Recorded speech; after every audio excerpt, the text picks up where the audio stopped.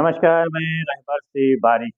आज इस बुलेटिन में बात होगी कुश्ती संघ के निलंबन को लेकर मचे घमासान की, ब्रजभूषण शरण सिंह की कांग्रेस और समाजवादी पार्टी से बढ़ती नजदीकियों से, वरुण गांधी की कांग्रेस से बढ़ती नजदीकियों की, मध्य प्रदेश में शिवराज सिंह चौहान को दरकिनार किए जाने की, और अंत में बात होगी गजा और इसराइल के बीच हो रहे युद्ध में इजरायली सैनिकों के पीछे भागने की।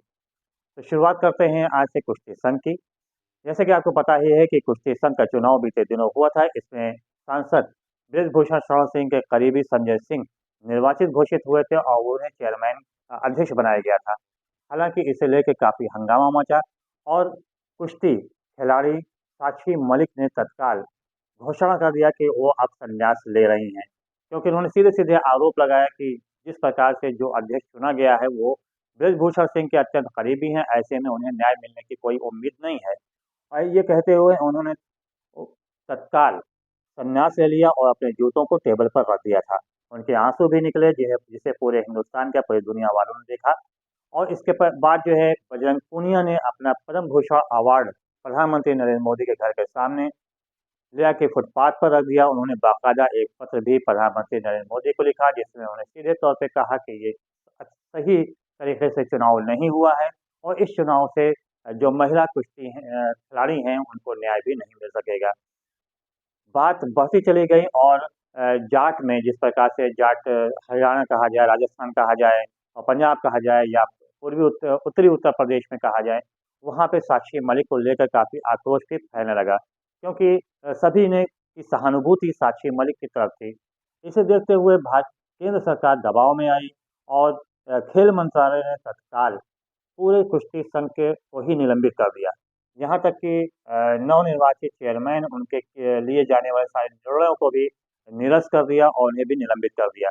हालांकि अब संजय सिंह जो हैं वो सुप्रीम कोर्ट में जाने की तैयारी कर रहे हैं, तो ऐसे में पूरे सीधे तौर पर ये अनुमान लगाया जा रहा है कि अब शायद टकराव भारतीय जनता पार्टी की केंद्र सरकार और ब्रजभूषण शरण सिंह के बीच कहीं ना हो जाए, क्योंकि जाहिर सी बात है संजय सिंह जो है ब्रजभूषण शरण सिंह के करीबी माने जाते हैं।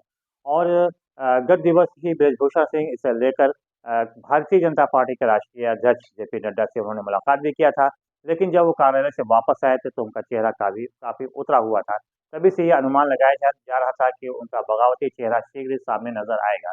अब सूत्रों सूत्रों के अनुसार ये जानकारी सामने आ रही है कि ब्रजभूषण सिंह फिलहाल कांग्रेस और समाजवादी पार्टी दोनों के संपर्क में है।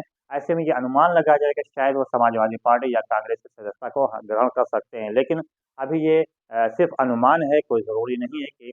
हालाँकि उन्होंने बृजभूषण सिंह ने पूरी तरह से खंडन किया है। उन्होंने सीधे तौर पे कहा है कि वो भारतीय जनता पार्टी के साथ थे, हैं और आगे भी रहेंगे। हालाँकि उन्होंने अपने आवास के बाहर लगा हुए उस पोस्टर को भी हटवा दिया, जिसमें सीधे तौर पे लिखा हुआ था कि दबदबा था, दबदबा है, दबदबा कायम रहेगा। उन्होंने उसको हटा भी दिया।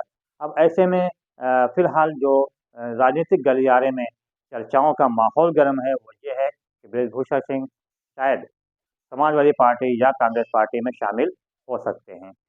बात किया जाए ईवीएम को लेकर भी मौजूदा समय में बड़ा घमासान मचा हुआ है।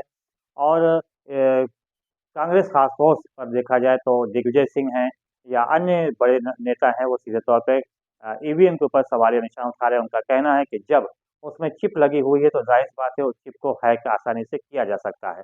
और इसके लिए उन्होंने बाकायदा मध्य प्रदेश के कई चुनावी नतीजों के बारे में हवाला भी दिया कि जहाँ पर कांग्रेस पार्टी जो है वो बैलेट पेपर में जो पोस्टर बैलेट था उसमें काफ़ी आगे थे, लेकिन बाद जब ईवीएम से गिनती शुरू से काफ़ी पीछे हो गई। ऐसे में मांग की जा रही है कि या तो ईवीएम हटाया जाए या फिर इसकी सुरक्षा को लेकर कड़े कड़े कदम उठाए जाएं। बात किया जाए मध्य प्रदेश की, जहाँ पर शिवराज सिंह चौहान को पूरी तरह से मंत्रिमंडल से दरकिनार कर दिया गया है।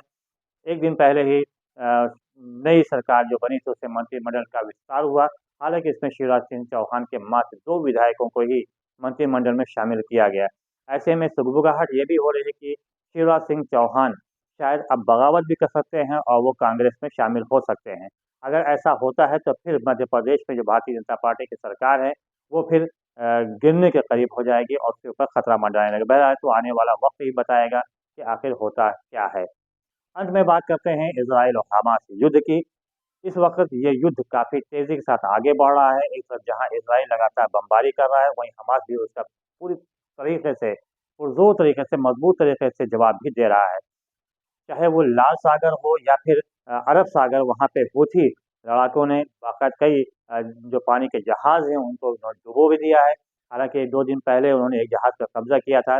वो ये अनुमान लगाए थे वो जहाज़ इज़राइल जा रहा है, लेकिन जब पता लगा कि वहाँ पे भारतीय उसके ऊपर चालक हैं तो उसको छोड़ दिया। इसको लेकर अमेरिका ने अन्य देशों के ऊपर दबाव डाला कि हूथी के ऊपर हमला किया जाए, लेकिन फ्रांस, डेनमार्क, चीन समेत कई अन्य देशों ने इनकार कर दिया हूथी के खिलाफ किसी भी प्रकार की कार्रवाई को लेकर। ऐसे में इसे लेकर अमेरिका पूरी तरह से अलग-थलग हो गया है और जिस प्रकार से कोई भी जहाज़ वो इज़राइल नहीं जा पा रहे हैं, इससे इज़राइल की आर्थिक स्थिति भी काफ़ी डामाडोल हो गई है। सैनिकों में बगावत के सुर उभरने लगे हैं और सैनिक मैदान छोड़कर अब भागने भी लगे हैं।